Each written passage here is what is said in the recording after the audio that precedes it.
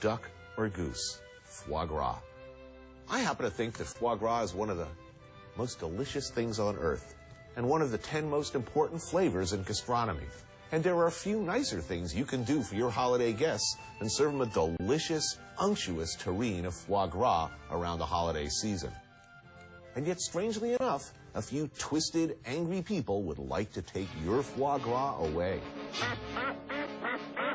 These fanatical stealth vegan extremists believe that the force feeding of ducks to plump their livers is actually cruel. Some are even vandalizing small businesses, threatening chefs and their families, and convincing gutless politicians to outlaw something they've never even tried. In short, they think foie gras is bad, and the people who raise it, sell it, and cook it are evil. Not so, I say.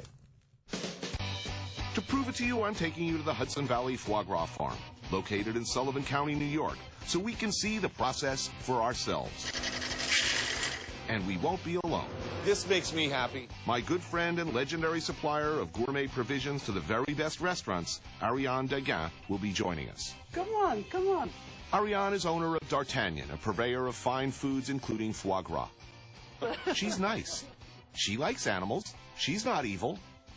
Foie gras and the traditional foods of the Gascony region of France are in her family history, going back 7 generations of chefs and restaurateurs. Foie gras is really in the tradition of where I come from, and this is really what I know. So. We're going to get to the bottom of this controversy once and for all. Ariana, tell me a little bit about the process. How old are the ducks when the liver is taken? Well, the ducks live their first 9 weeks of their life in a regular farm together. And then after 9 weeks, they are taken inside. And there, it's another 2 to 3 weeks. And that's where the force feeding happens 3 times a day. Let's go see. Let's go see.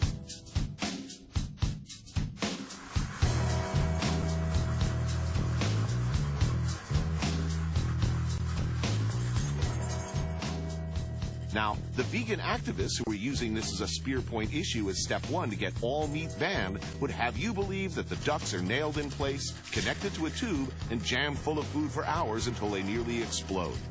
But this is what it's really like. It takes seconds. Same feeder every time, done by hand, and quick. You see worse in the pay-per-view film on the Hotel Channel, and that's people, for God's sake. But don't take my word for all this. Let's ask the experts. So, Tony, this is Dr. Bartoff. He's a New York veterinarian. So, Doctor, what's going on? You know, I see the tube going down the throat, and I know a lot of people look at that, and the first thing they're thinking, oh, my, you know, that's ghastly. The duck must be choking. If the duck were human, that would be a valid concern.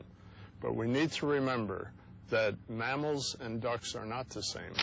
As mammals, we have a gag reflex to keep us from choking, from inhaling something in our windpipe. All of the waterfowl, their windpipe doesn't open in the back of their throat. It opens in the center of their tongue. When you put the tube down their throat, their tongue is out past that tube. They could be there for hours. They'll breathe. And ducks have a tough lining in their throat, too, so the tube doesn't hurt. But what about the enlarged liver? Activists say it's a painful disease. Funny, they don't concern themselves with my liver. You're feeding them more than they ordinarily would in nature. It is true that they do store fat in their liver, but this is normal for the bird family.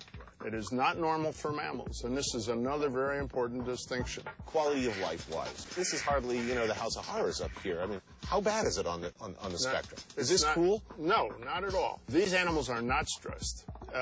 In fact, there have been studies in France that actually ducks in the wild are under more stress than these birds are in the feeding situation.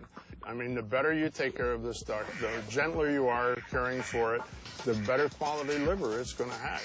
So basically, cruelty to animals is the last thing you want in this when you're making good foie gras. I mean, come on. Look at these happy-go-lucky little guys. They love it. Here you go, Quacky. Don't shove. Happy animal equals good quality foie gras. Unhappy, stressed out animal equals foie gras that neither me nor anybody I know is buying.